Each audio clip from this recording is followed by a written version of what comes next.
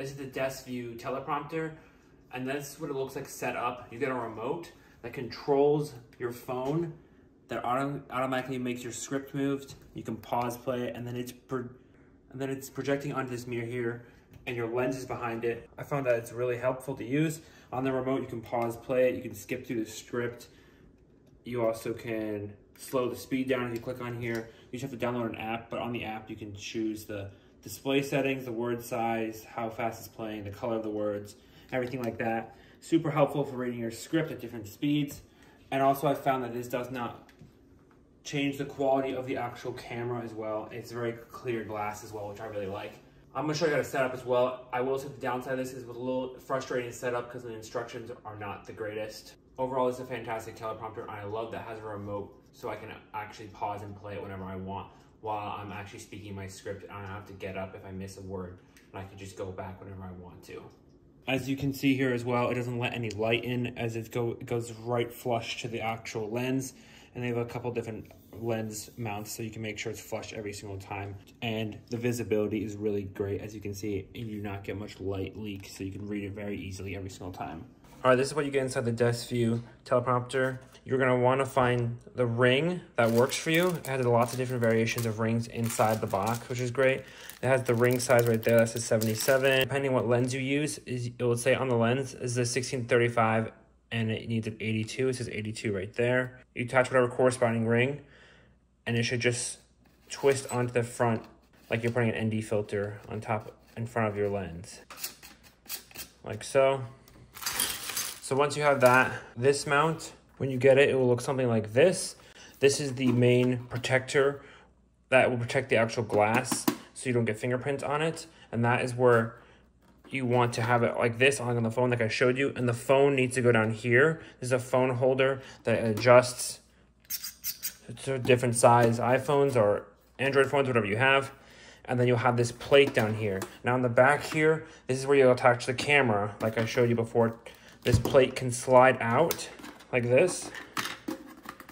If this is screwed in all the way so that it doesn't get in the way, this plate will slide out and that releases the gap for where the lens will go. So you just get rid of this and you would slide up the actual camera into this and it will go flush, and that's how you get no light into your teleprompter and your phone will sit here.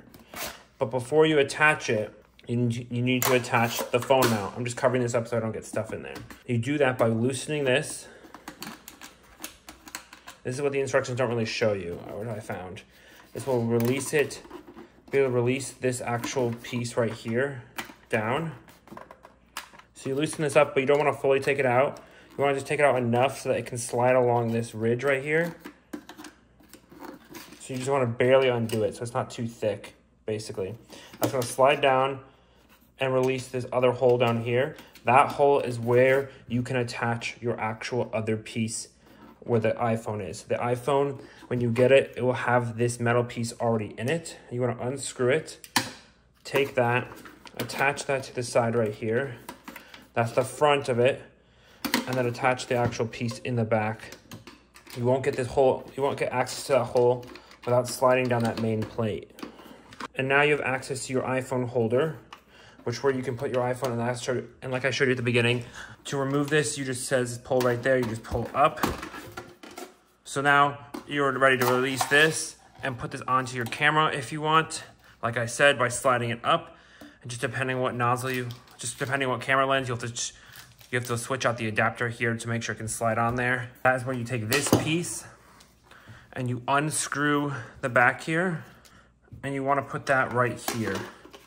And what that's going to allow you to do is have that attached with your iPhone can go right here. And it's got a little bit of a stretchy mount right there. And your iPhone can sit horizontally like this, and the camera can go right into there, and it'll be all blacked out. So that's what you want to do, is you want to attach it there, through on the other side. Your iPhone rests there. You pull this down, you put the iPhone in, let it sit horizontally, and it now can shoot through the actual hole instead of a camera lens. It does have 3 screws down here so you can screw into tripods, and then on the top it has 2 hot shoot mounts, which are plastic, so a little weaker, but since you're not putting anything super heavy, it should be just fine. I found it to be fine. I would suggest putting a tripod in front of it like I had in the original clip, so some of the weight of the tripod is carried from this getting pushed down onto a tripod instead of it being like this and pulling down on the actual front end of the lens. Very durable so far. I've been loving it, so definitely recommend this. Check it out.